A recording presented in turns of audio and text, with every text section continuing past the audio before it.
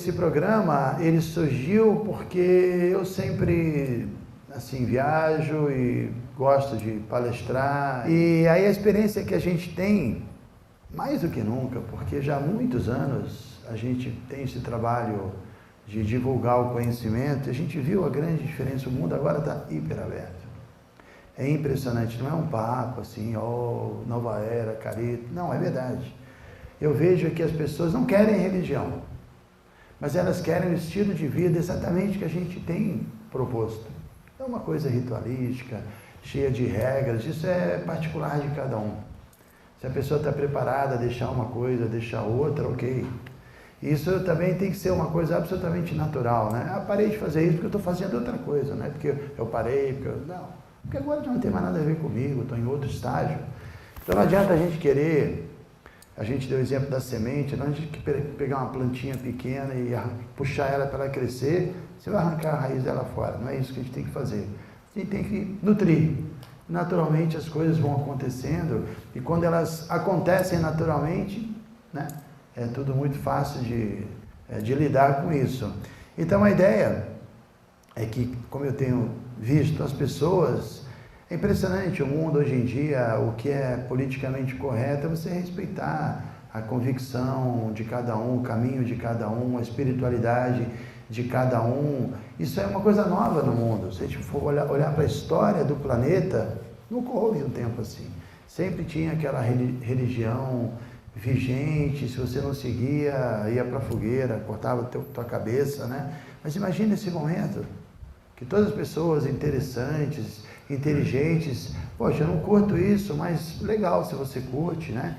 E eu tenho visto até que, mesmo pessoas que não estão muito afim de vida espiritual, assim, totalmente preparadas, mas a espiritualidade se tornou uma coisa tão urgente que todo mundo quer um pouquinho, pelo menos. Alguma meditação, alguma prática de yoga, porque até do ponto de vista material, para quem quer se encaixar bem nesse mundo e diminuir pelo menos um pouco do sofrimento, tem que ter um pouco de espiritualidade, um pouco de conhecimento, saber lidar. Então a gente sabe que a espiritualidade é uma coisa muito prática, é uma coisa bastante prática, e nessa de viajar, de palestrar, de falar e de cantar, e muitas vezes em cidades diferentes que não tem templos e nem tem devotos, aí chega no final assim, e aí, agora eu vou embora, não volto nunca mais, ou volto daqui a quantos anos, porque o Brasil é enorme, né? O que a gente vai fazer? Aí bolamos um programa, esse programa chamado Lapidar, que é a maneira de amarrar, no bom sentido, os grupos e fazer com que eles mesmos deem continuidade à sua experiência dentro daquilo que eles quiserem fazer. Cada grupo acaba tendo uma característica pessoal, porque somos, né, indivíduos e vai depender do grupo, da química do grupo, até onde o grupo quer chegar. Muitas vezes, pessoas do grupo querem se tornar devotos, serem iniciados mesmo, não viver dentro de um templo, isso não é para nada a proposta, mas entendem que, poxa, esse é o caminho, me identifico, é isso que eu quero fazer e começam a praticar, a cantar japa e pedem iniciação espiritual. E outras vezes não, a pessoa agrega valores à sua espiritualidade. Ontem mesmo veio um rapaz de Volta Redonda, do grupo Lapidar, e Lapidar é um grupo de Volta Redonda, Lapidar é muito interessante, tem budista, tem ateísta, tem espírita, tem católico, e a experiência deles é que é autoconhecimento espiritual, independentemente do caminho. Quando eu estive lá, na segunda vez, eu fui 2 vezes, primeiro eu não conhecia ninguém, era no espaço de yoga, dei uma palestra, vendi o peixe, né, do Lapidar, eles compraram, e eu passei um tempo sem voltar lá. Aí quando eu voltei, aí me reuni com o pessoal e perguntei, tudo bem, como é que está sendo a experiência, qual o seu nome, o que você diria, aquele papo para ter um feedback. Aí uma pessoa falou, olha, eu sou budista, mas estou adorando Lapidar, esse estudo, e eu tinha um problema que eu não conseguia, eu tinha feito um voto que eu iria meditar de manhã não sei quantos minutos e à noite não sei quantos minutos, mas eu não estava conseguindo fazer isso, eu estava me sentindo mal com isso. Agora, com esses textos eu me pego meditando o dia inteiro, onde eu quer que eu esteja, durante o meu trabalho, e isso é a consciência de Krishna.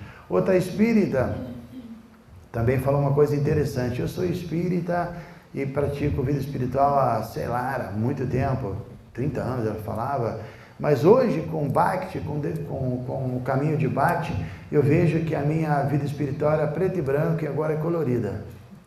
Incrível essa colocação, que Krishna é hipercolorido, né? Ele dá faz diferença, né? E por aí vai. Então, a ideia é essa, ninguém está aqui querendo tirar ninguém de uma caixinha chamada espírita, chamada yoga, chamada budismo e colocar em outra caixinha chamada Hare Krishna. Não, isso é trocar 6 por meia dúzia. Caixinha condiciona a gente, a ideia da vida espiritual é expandir a consciência, é aumentar, é ampliar nossos horizontes. E o conhecimento védico tem essa característica de realmente de mostrar a presença de Deus em tudo, ensinar a gente a praticar a espiritualidade em qualquer situação e ver, e reconhecer a espiritualidade das pessoas e apreciar as pessoas e saber interagir com elas, tá? Então agora eu vou entrar mesmo no programa aqui, no significado do programa. Bom, Bhakti Yoga é uma ciência, não é um conhecimento. A gente fala muito de Prabhupada, e Prabhupada veio nos anos 60 e trouxe esse movimento, mas antes de Prabhupada, tem centenas de mestres, antecessores, de literaturas, de milênios de prática. Não é uma coisa que Prabhupada criou, ele, a gente reconhece, tem uma gratidão infinita, porque ele conseguiu descodificar e trazer para o Ocidente e apresentar numa linguagem que está sendo praticado lá, lá na Espanha, lá em Moscou ou lá no Piauí. Todo mundo está conseguindo praticar. Ele criou um sistema muito prático de vida espiritual e deu todas as condições, né, todo o conhecimento e toda a facilidade para a gente praticar. Então é uma ciência muito antiga, especialmente, ali tem aquele quadro ali em cima, muito bonito, aquela dança, assim, a imagem principal chama-se Chaitanya, que é a última avatar de Krishna. Krishna veio há 5.000 anos, falou o Bhagavad Gita e deu todas as diretrizes filosóficas, né?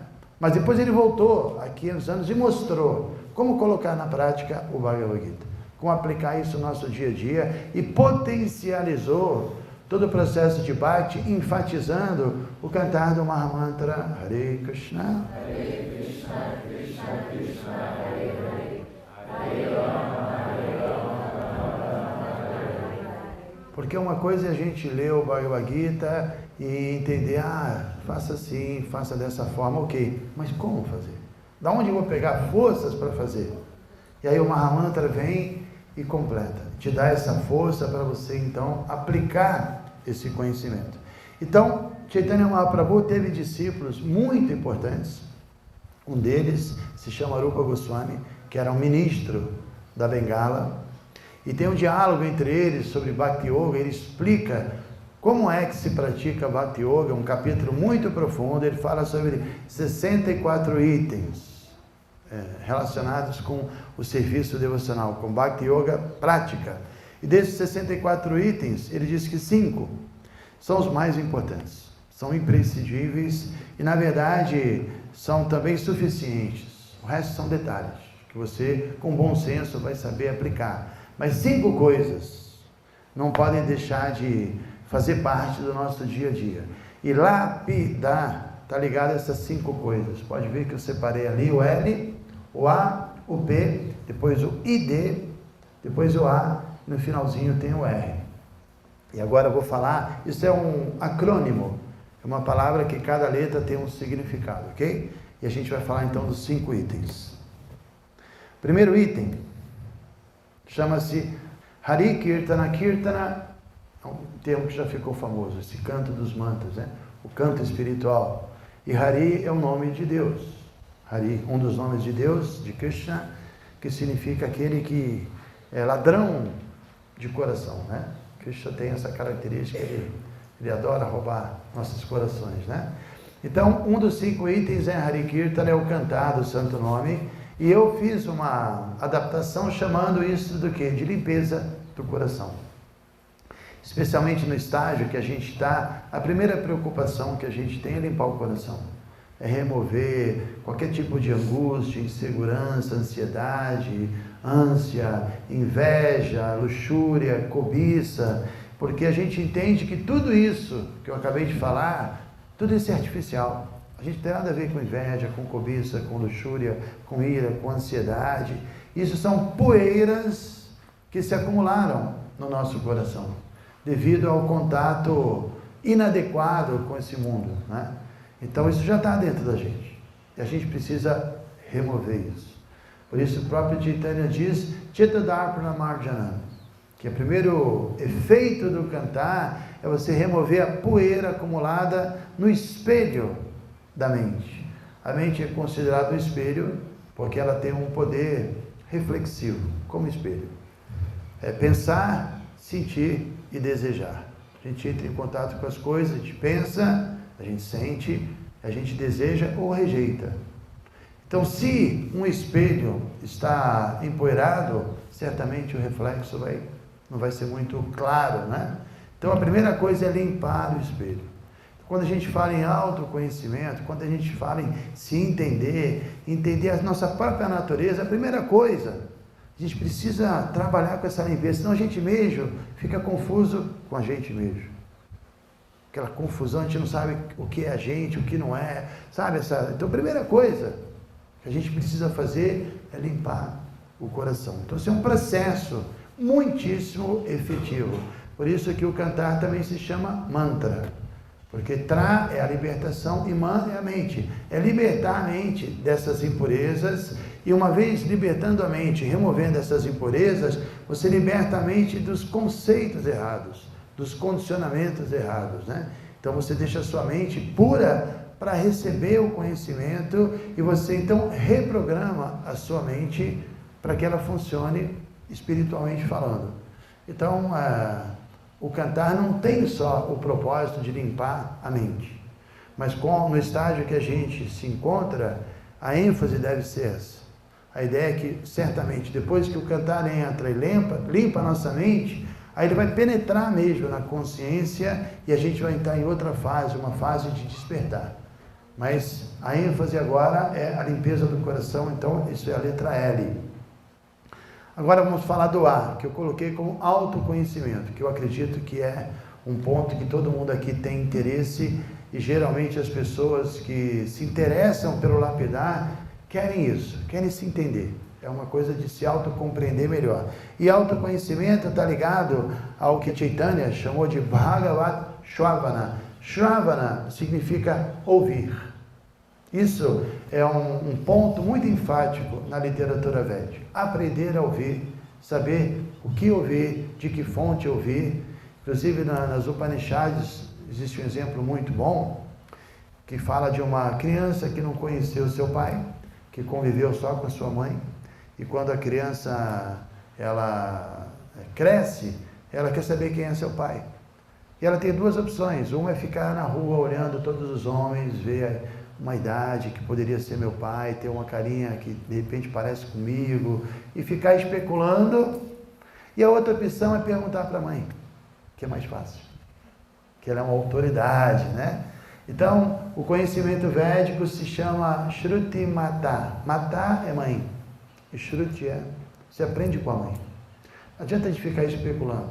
Dentro da Bhakti Yoga, não só do Bhakti Yoga, mas de qualquer yoga, de qualquer caminho védico, primeira coisa, tem que parar de especular, de querer entender por conta própria, de conjecturar, não, já tem um conhecimento. O conhecimento é revelado, os Vedas. É um conhecimento que já passou pela prova do tempo. Não é uma coisa que a gente precisa ficar com medo, não é uma coisa nova, ninguém aqui vai ser cobaia. Milhares e milhares e milhões de pessoas já adotaram, praticaram, obtiveram resultado. Ciência é isso, né? Você tem comprovação, você tem como comprovar. Então esse conhecimento foi praticado e continua sendo praticado por pessoas do mundo todo com resultado comprovado. Então o Bhagavata é uma literatura pós-graduada. Não sei se nós chegamos a ler algum verso aqui, porque quando é um retiro com pessoas novas, a gente enfatiza mais Bhagavad Gita. Mas o Bhagavad é uma literatura mais avançada, e como a ideia do lapidar dá facilidade para as pessoas que estão iniciando, então eu fiz essa adaptação do autoconhecimento, do lapidar, e a ideia não é entrar numa filosofia profunda, mas entender o que são os Vedas, qual o papel do Bhagavad Gita, porque os Vedas são um conhecimento considerado infalível, pontos importantes de se compreender, tá? Então o A do lapidar é autoconhecimento. O P é proteção espiritual. Todo mundo precisa se proteger. Existem perigos, né, nesse mundo, má associação, o nosso próprio karma, a nossa própria mente. Então a gente precisa trabalhar com uma autoproteção. Isso está ligado ao terceiro item que Chaitanya chamou de Mathura Vasa, que é você viver em Mathura, Vrindavana, num lugar sagrado. Há 500 anos, quando ele propagou a consciência de Krishna nesse formato, o primeiro grupo que se formou foi em Vrindavana. Os devotos se concentraram lá, então ele apresentou a proposta de, vamos para lá. Porque não tinha, há 500 anos atrás, um grupo definido nessa linha. Então, como esse grupo se centralizou em Mathura, ele recomendou que todo mundo fosse para lá, vivesse lá, para poder praticar e ter associação, né? Então, a tradução seria viver em Vrindavana, mas a proposta aqui não é que todo mundo vá para a Índia e viva lá. Quem puder, legal, de vez em quando manda um presente para a gente, mas a ideia é, por que a gente tem que viver num lugar sagrado? Porque a gente pode viver num lugar como Vrajabhumi? Porque você está protegido, é a proteção. Tem essa programação, tem Krishna, tem associação, não tem propostas estranhas, então a gente está numa condição de proteção espiritual. Só que isso não é uma coisa prática no dia a dia, então eu tentei apresentar de uma forma mais abrangente. Então, proteção espiritual, que significa exatamente o título desse livro, que eu vou fazer propaganda, trazendo o sagrado para o cotidiano. Como trazer esse conhecimento para o nosso dia a dia, né? Isso é prático.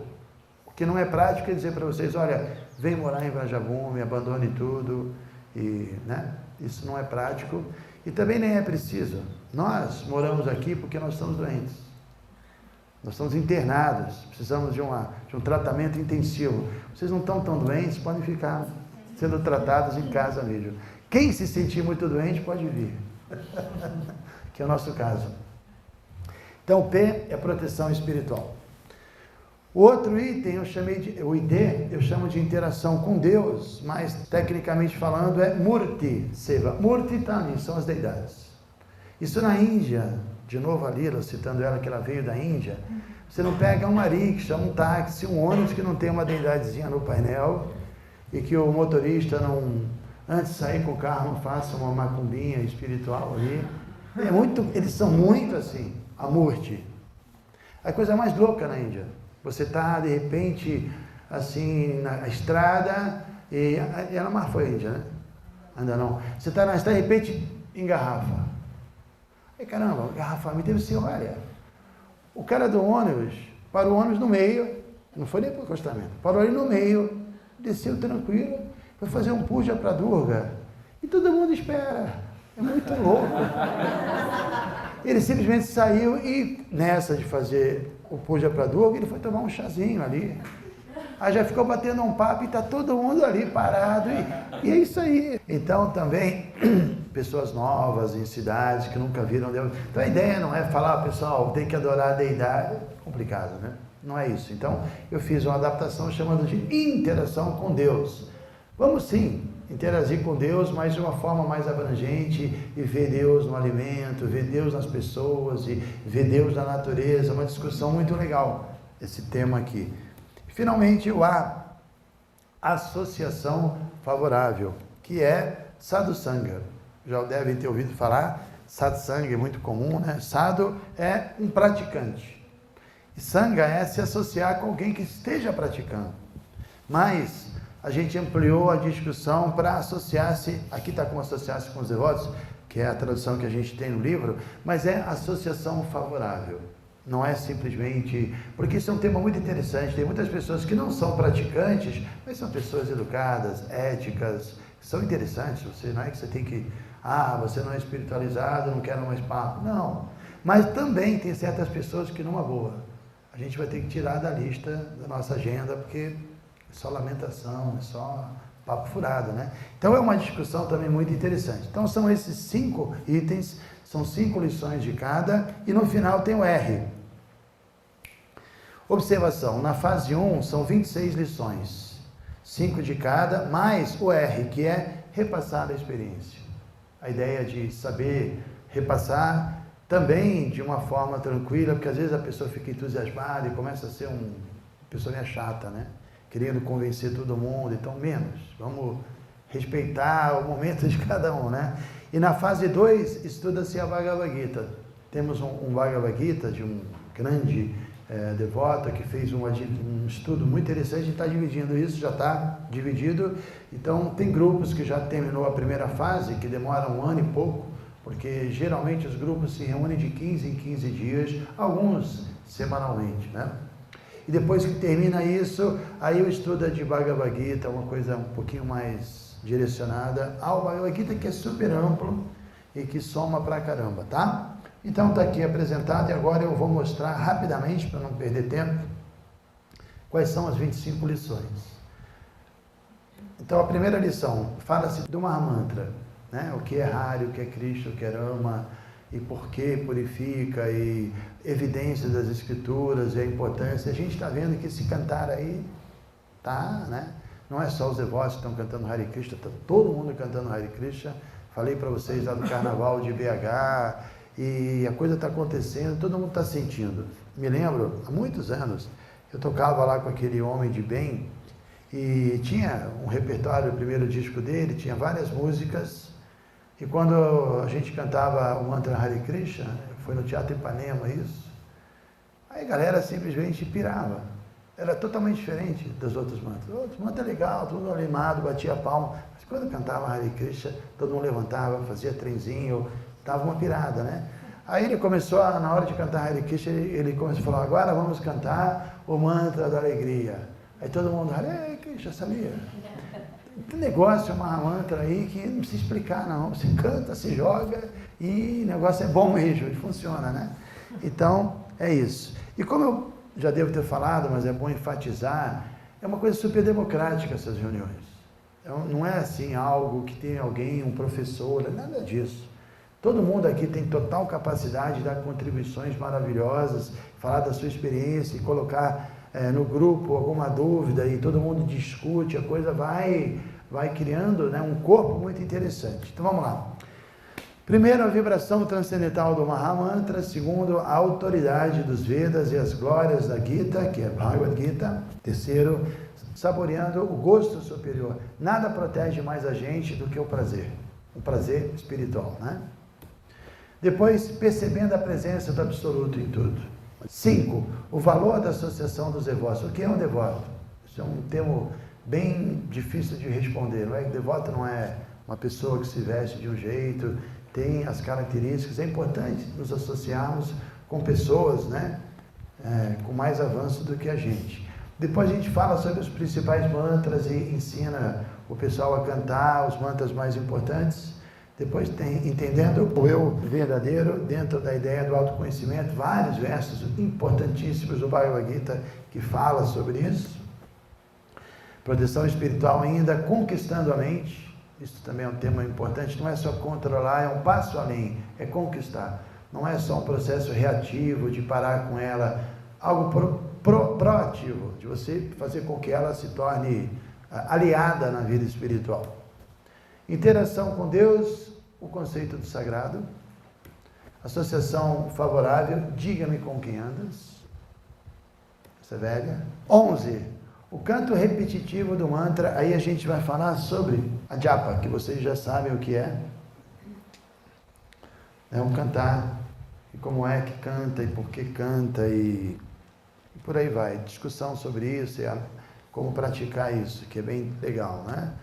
Depois, são os temas mais importantes do Bhagavad Gita, a gente entender a filosofia de uma forma bem clara mesmo.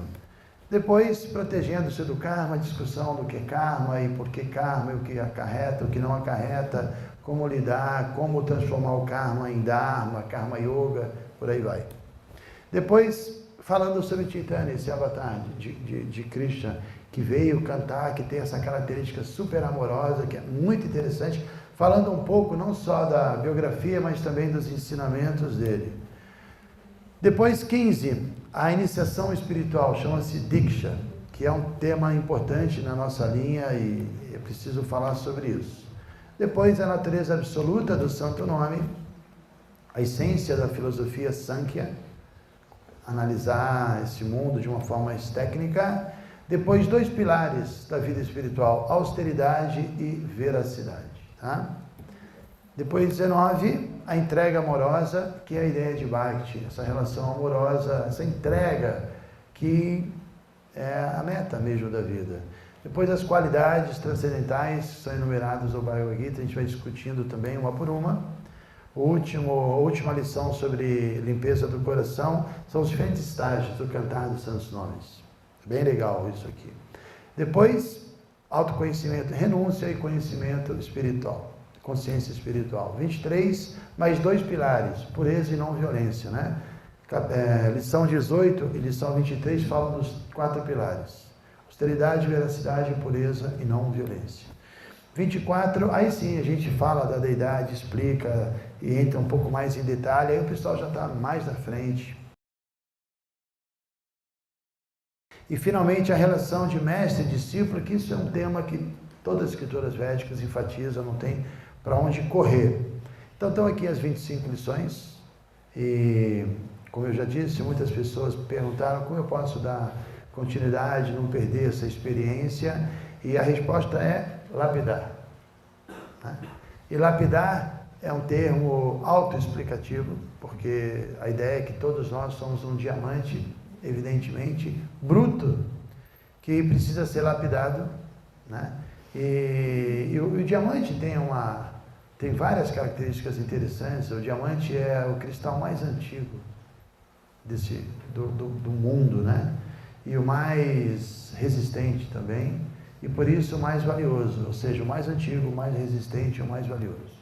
Só tem uma coisa que é mais antiga do que o diamante, que é a alma espiritual, que ela é eterna, né? Só tem uma coisa mais resistente do que o diamante, que é a alma espiritual, que ela nunca vai sofrer alteração, ela é inalterável, inadulterável.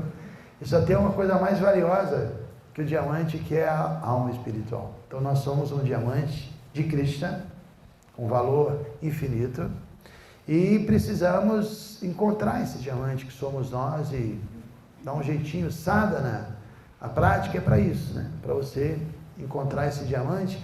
E outra característica interessante do diamante, já que ele é o mais resistente, quando você vai terminar o trabalho e fazer as facetas, né, e finalizar a obra-prima, você vai precisar de outro diamante, porque nada pode exercer assim não pode, né?